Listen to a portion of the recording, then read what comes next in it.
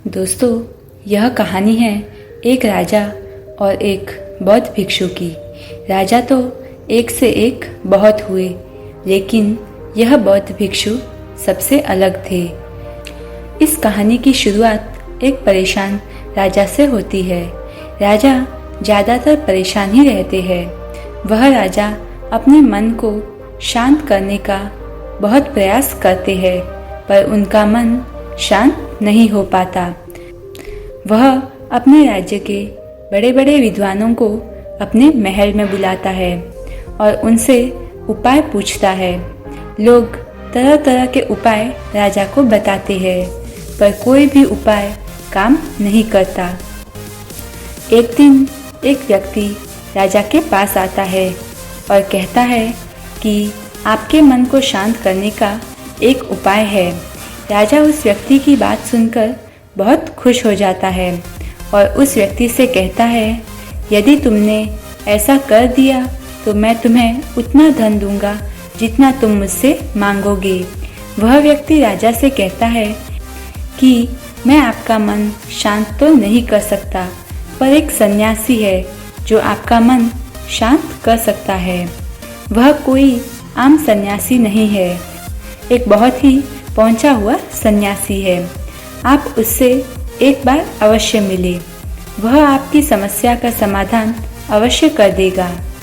राजा उस व्यक्ति से कहते हैं, वह सन्यासी मुझे कहाँ मिलेगा?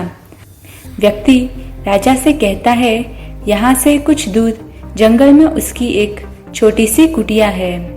राजा अपने कुछ सैनिकों के साथ उस सन्यासी के पास पहुँचता है और उस बौद्ध भिक्षु से कहता है, मैंने सुना है आप बहुत पहुँचे हुए सन्यासी है। लेकिन वह बौद्ध भिक्षु राजा को अनदेखा सा कर देते हैं। राजा सोचता है कि शायद इन्होंने मुझे नहीं सुना।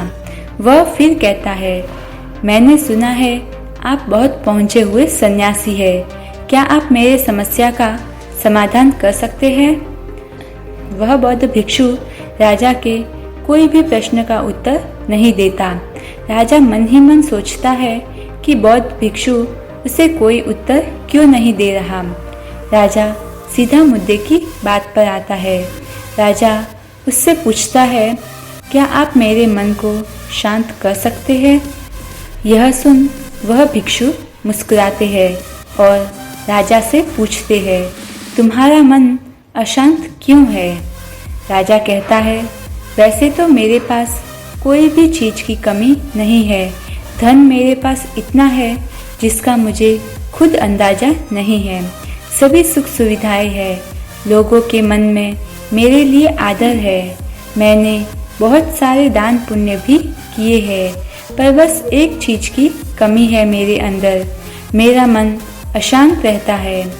यदि यह कभी कभी शांत हो भी जाता है तो फिर से अशांत हो जाता है। क्या आप मेरे मन को शांत कर सकते हैं? मैं बड़ी आशा लेकर आपके पास आया हूँ। बाकी तो मैंने सब उपाय कर लिए हैं, बस आप ही मेरी अंतिम आशा हो। वह बौद्ध भिक्षु उस राजा से कहते हैं, बिल्कुल, मैं तुम्हारे मन को शांत कर सकता हूँ। राजा यह सुनकर बहुत खुश होता है और कहता है, उसके लिए मुझे क्या करना होगा? बौद्ध भिक्षु मुस्कुराते हैं और कहते हैं, कल सुबह तुम मेरे पास आना, पर ध्यान रहे कि अकेले आना। राजा कहता है, ठीक है, मैं कल सुबह आपके पास आ जाऊंगा। फिर बौद्ध भिक्षु कहते हैं, पर एक बात का और ध्यान रहे, अपने उस अशांत मन को अपने साथ ज़रूर लाना। राजा यह सुनकर चौंक जाता है और सोचता है, यह भिक्षु कैसी बात कर रहे हैं? राजा कहता है, आपने क्या कहा?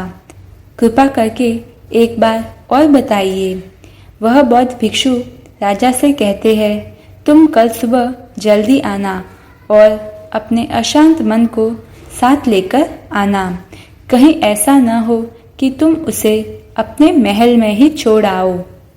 राजा सोचता है कि यह व्यक्ति कोई पागल तो नहीं, पर क्योंकि अब राजा के पास कोई भी विकल्प नहीं है इसलिए वह सोचता है एक बार प्रयास कर ही लेना चाहिए। अगले दिन राजा अकेला सुबह सुबह उस भिक्षु के पास पहुंचता है और कहता है, मैं आ गया।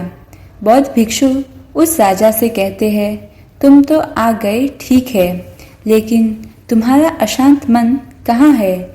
लाओ उसे मुझे दे दो, मैं उसे अभी शांत करके तुम्हें देता हूँ।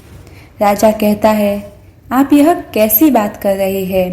आप इतने पहुँचे हुए सन्यासी होकर भी यह नहीं जानते कि मन कोई ऐसी वस्तु नहीं जिसे मैं उठाकर आपको दे दूँ। मन तो मेरे भीतर है। बौद्ध भिक्षु राजा से कहते हैं, ठीक है, बैठ जाओ और अपनी आंखें बंद करके उस अशांत मन को अपने भीतर खोजो। राजा अपनी आंखें बंद करके उस अशांत मन को अपने भीतर खोजने का प्रयास करता है।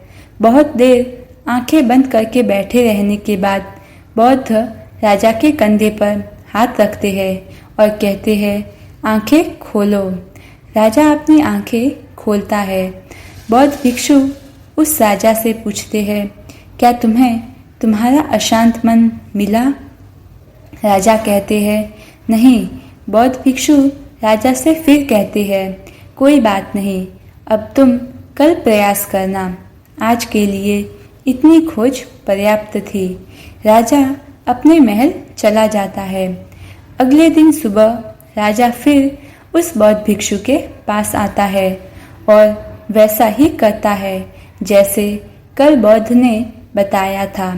राजा बैठ जाता है और अपनी आंखें बंद कर लेता है और अपने उस अशांत मन को अपने भीतर ढूंढने का प्रयास करता है। बहुत देर तक राजा बैठा रहा। वह भिक्षु फिर से राजा के कंधे पर हाथ रखते हैं और कहते हैं, क्या तुम्हें तुम्हारा अशांत मन मिला? राजा बड़ी शांत आवाज में उससे कहता है, नहीं। बौद्ध फिर राजा से कहते हैं, कोई बात नहीं, आज के लिए भी इतना ही पर्याप्त है, अब तुम कल आना।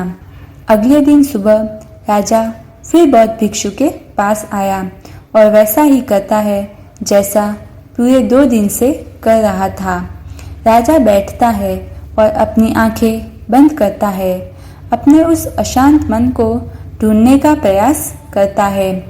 इस बार बौद्ध भिक्षु राजा के कंधे पर हाथ रखकर उसकी आंखें नहीं खुलवाते। राजा बस अपनी आंखों को बंद करके बैठा रहता है। काफ़ी समय बीत जाता है। बौद्ध भिक्षु राजा के पास ही बैठे रहते हैं। पूरा दिन बीत जाता है, पूरी रात बीत जाती है, पर राजा आंखें बंद करके अपने उस अशांत मन को ढूंढ रहा होता है। अगले दिन सुबह राजा की आंखें खुलती है और जैसे ही राजा की आंखें खुलती है, राजा अपने सिर को बौद्ध के चरणों में रख देता है और कहता है, मुझे मेरा अशांत मन तो कहीं नहीं मिला, पर वह शांति जरूर मिल गई जिसकी तलाश में मैं अब तक भटक रहा था। दोस्तों, उस राजा की तरह आप भी अपने मन की शांति को कहीं बाहर खोज रहे होते हैं। वह शांति बाहर कहीं नहीं बल्कि आपके भीतर ही है। बस आपको ज़रूरत है तो उसे खोजने की।